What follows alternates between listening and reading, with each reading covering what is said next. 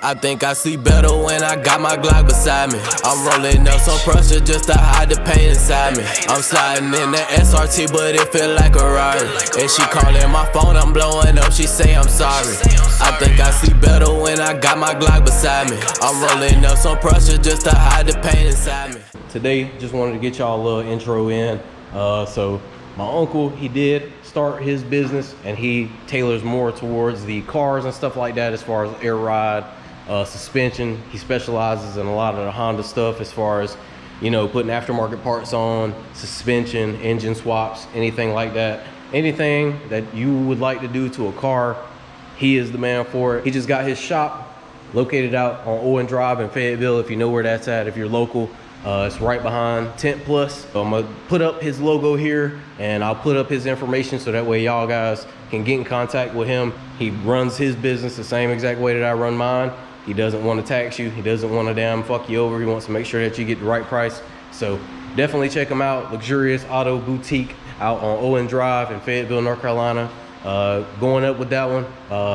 Definitely a game changer, especially for a lot of people that get taxed around here with everybody that does installs. So yeah, Luxurious Auto Boutique and Backyard Built Performance. We out here and we saving people's lives one day at a damn time.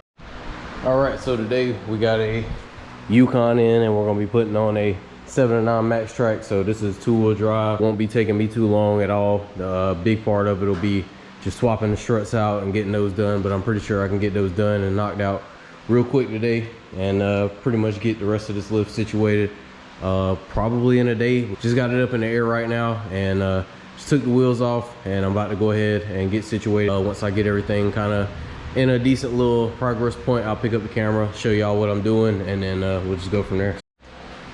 All right, so we're getting into it and got the whole front end ripped apart now, so got everything laid out and about to go ahead and start building up as soon as I get all this other stuff situated. But the only thing that I need to do now is get the bump stops taken out and then put the cross members in, and then I'll be putting the new uppers in, new struts, the cross members, spindles too, and then we should be good to go. It didn't take too long and it shouldn't take too long putting all the rest of this stuff back in, so we're just getting to it and trying to finish this thing up. So once I start getting some progress knocked out, I'll pick back up the camera and show y'all a little bit more, but ain't too much to it.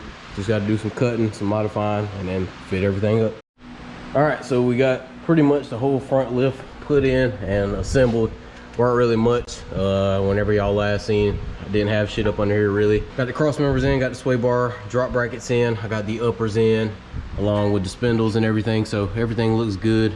Struts are in, got those knocked out real fast. So pretty much gonna go ahead and just try to get as much done as I can in the next 10-15 minutes, and then try to clean up, and then tomorrow we won't have too much to do. Just got to cut off this brake line little bracket here, so that way I can go ahead and put the aftermarket brake line brackets in. But everything else is tight. Putting this upper in was a bitch and a half, because you pretty much got to push this spindle back and jack the lower control arm up to get that bitch to go. Everything looking good, so about to go ahead and continue and then clean up, and then after that we'll get on out of here and be back in here for tomorrow to finish this thing up. But not much to it, quick little lift job.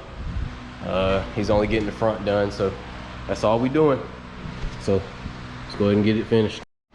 All right, so back in the shop next day, and when I left off yesterday, all I had was pretty much the front suspension done, and I just needed to put the sway bar in with the links. So I got that hanging right now. I'm about to get up under there because I ended up putting the 10mm bolts on the sway bar drop brackets instead of the opposite. I'm supposed to use those shorter bolts. I think they're like a 14 or 15mm. Take the 10mm bolts and put them on the bottom for the actual sway bar itself, because the sway bar bolts have to be long to go all the way through. So just something that I had fucking just checked over yesterday that I didn't pay attention to. But I also smashed my fucking hand in between the frame yesterday, so that kind of probably was the reason why I forgot. But about to get it right now and finish up, because like I said, I don't got nothing else on the floor. This is pretty much the whole suspension. Everything is done, so we should be good to go, man. I'm gonna just go ahead and do this, knock this out, and then we should be able to put the wheels on and pull it on out of here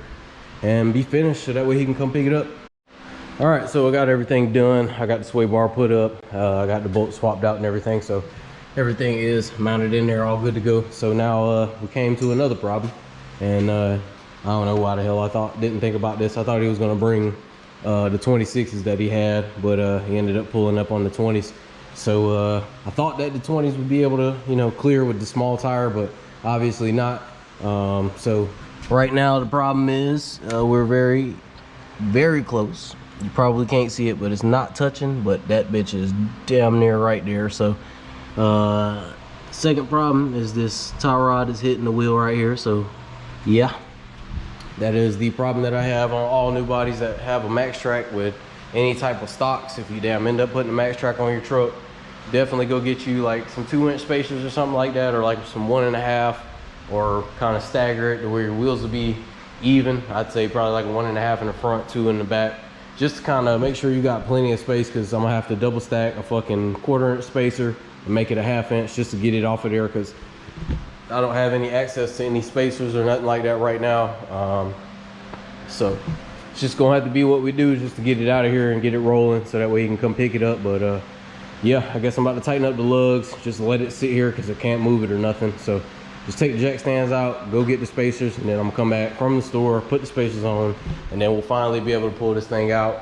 I had to do this on a Tahoe too. I think there was a white Tahoe that I did that had a 7.5. I had the double stack spacers on it too, because fucking back spacing, man. So if you ever putting any lift on with some stocks, you might as well go ahead and get you some spacers, because everything ain't gonna line up well once you put everything on. But you know, I've done it a million times, and yeah, it's just what happens. But yeah, I guess I'm gonna go ahead and hit the store. I'll go ahead and get this down and see what it looks like all the way at the end, and then we'll roll to the store, go get the spacers, jack it back up, and then we should be solid to pull it out and get a nice last look at her before she goes back to her owner. All right, so got the alignment somewhat straight.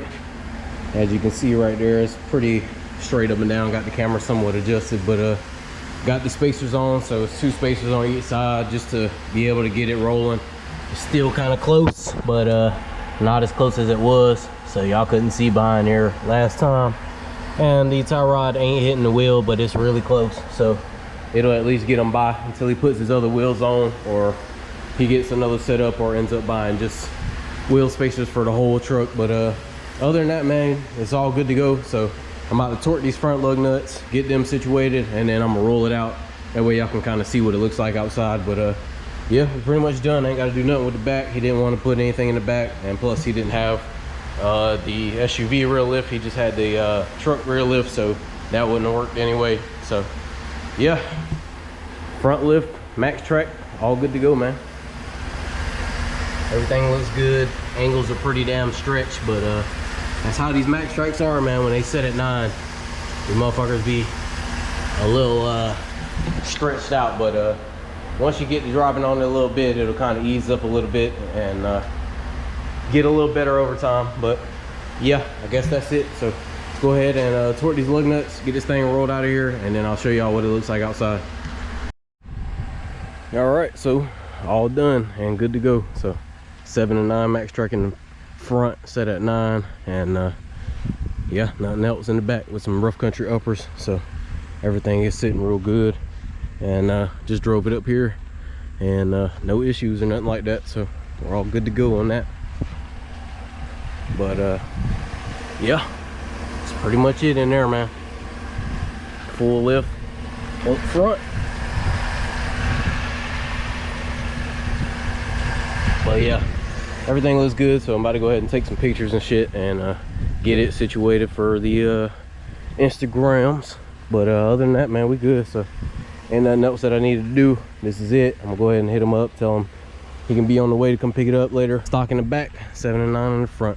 So that'll be the end of this one.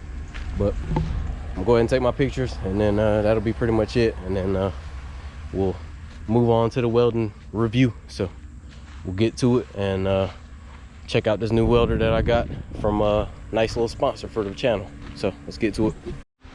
All right, so just got finished with the Yukon.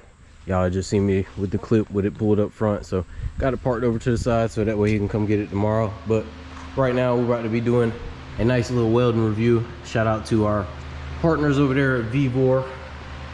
They got a whole catalog of tools, and they hit me up wanting to do a little review opportunity, and I did need a welder because I got rid of my other one because it was just not what I was looking for in a welder. It wasn't strong enough to be welding on the metal that I was welding on. So yeah, now we're gonna be doing a review. So this is the MIG 270 model from Vevor.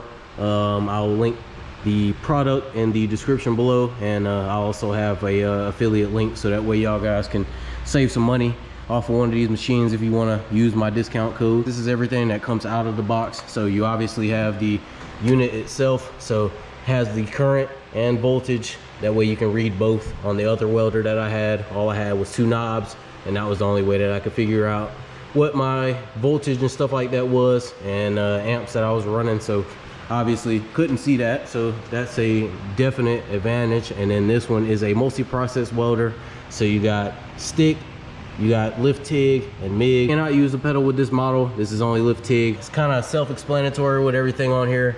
Got the burn back, got voltage, wire speed, all of that for MIG. You got the current for the stick. You also have this wire here. It's just a twist, so you just twist it in, lock it in. So if you're not using gas, if you're doing flux, then you'll put it on that side, of course with the polarity.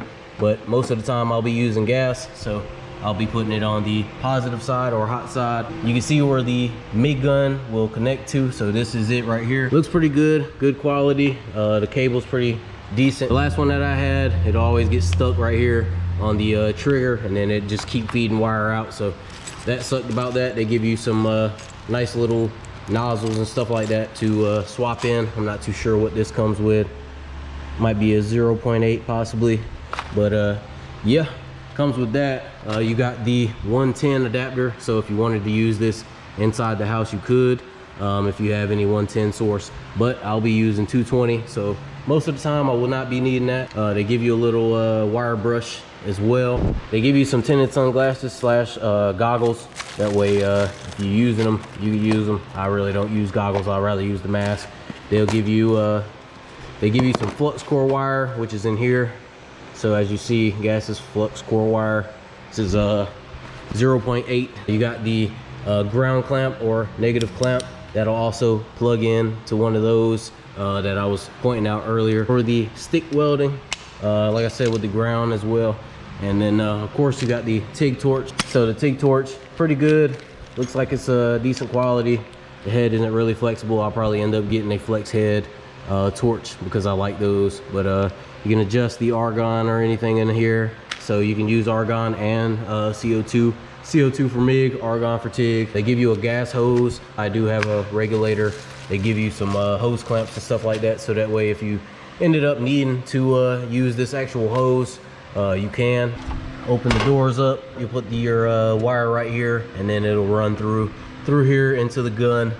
Gives you a little guide, tells you the instructions of how to plug in everything with the different processes that it has, and then it even tells you how to put the wire coil in. All right, so I'm about to go ahead and do a flux core demonstration. I'm about to go ahead and just set this really low because it's 0.08 wire. I don't want to burn it too fast. I'm about to clean off this right here, and then I'm gonna just do a quick little weld, show y'all how it looks, and then after that we'll do a MIG demonstration, and then we should be good to go. But yeah, let's go ahead and get it set up and see what it does.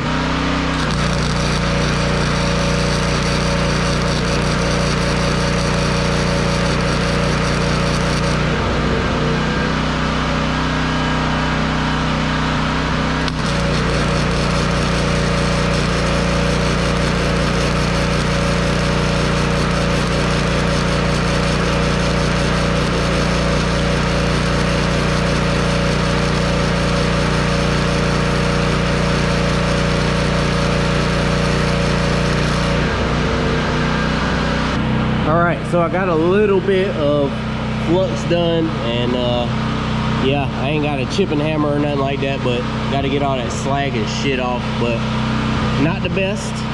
Still playing with the settings a little bit. All right, cut it off so that way y'all can hear me a little better. Was trying to just play with the settings a little bit. Kind of found a little bit of a niche, but still got to play with it a little bit. Just wanted to kind of see how it would arc up and get right. I'm gonna show y'all a little bit better in the sun.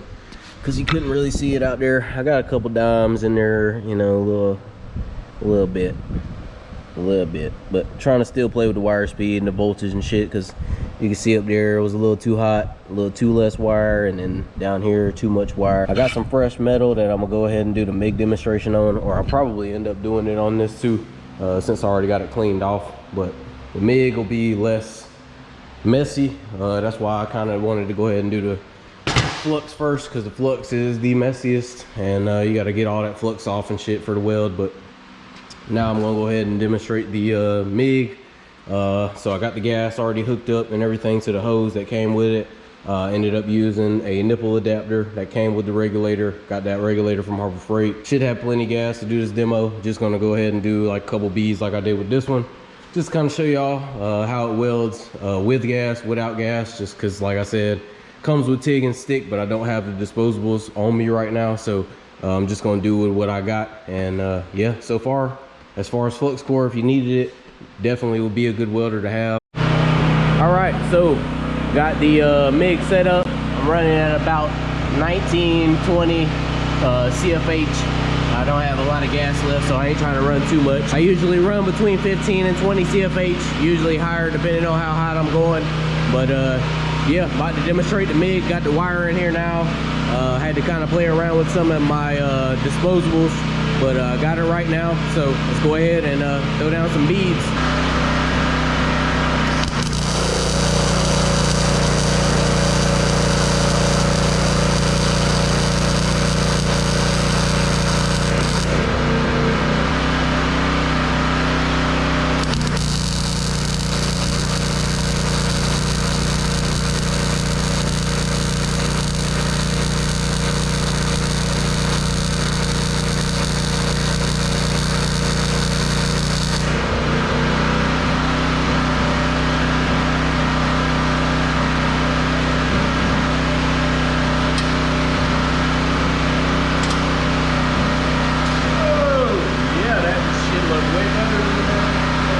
As y'all can see, quick little beads, 20 CFH.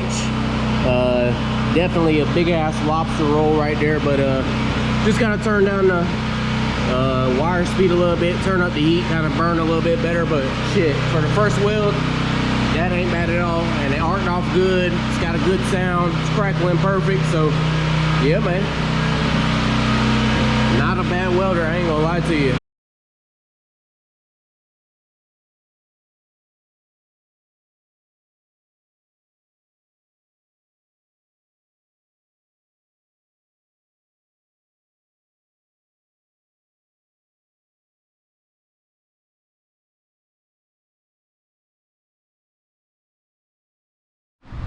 All right, so just got done with the MIG, and looks a whole lot damn better than that Flux.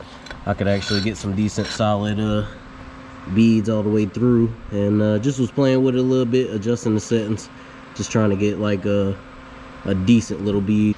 I guess that'll be pretty much the final review. I mean, honestly, if you ask me, it welds better than my Lincoln 180 that I had whenever I did Big Red and I did the C-notch and all that shit. I really hated that welder just because it never got hot enough for me. It always built fucking boulders and shit like that, and I had to kind of weld really hot to actually get something decent looking. But with this one, you know, I didn't even have the settings turned up too bad, and I had to burn back a little bit. But yeah, as far as this goes, this was burning decently hot enough for me. So yeah, that's pretty much it, man. So this is definitely what I'll be using it for, is the MIG setup, since I already got the bottle for the MIG, and I doubt I'll be using any flux core at all for what I do. I'd much rather do MIG all day long. But yeah, that's it. So I'm gonna go ahead and close up and finish up, and this will be pretty much it for this one. I just wanted to get y'all a good review in and kind of show y'all, because I know a lot of people are subscribed to my channel, and a lot of y'all do welding and shit like that, and I know a lot of people want to get just a little welder to have at the shop to do exhaust work, or just do little, you know, welding shit around. So definitely a good price for that welder if you want to go ahead and get you one. Yukon and welder review. But shout out to Vevor for sending out that product. It's definitely something that I could use in the shop, and something that I wouldn't mind reviewing. But yeah, man, check y'all out.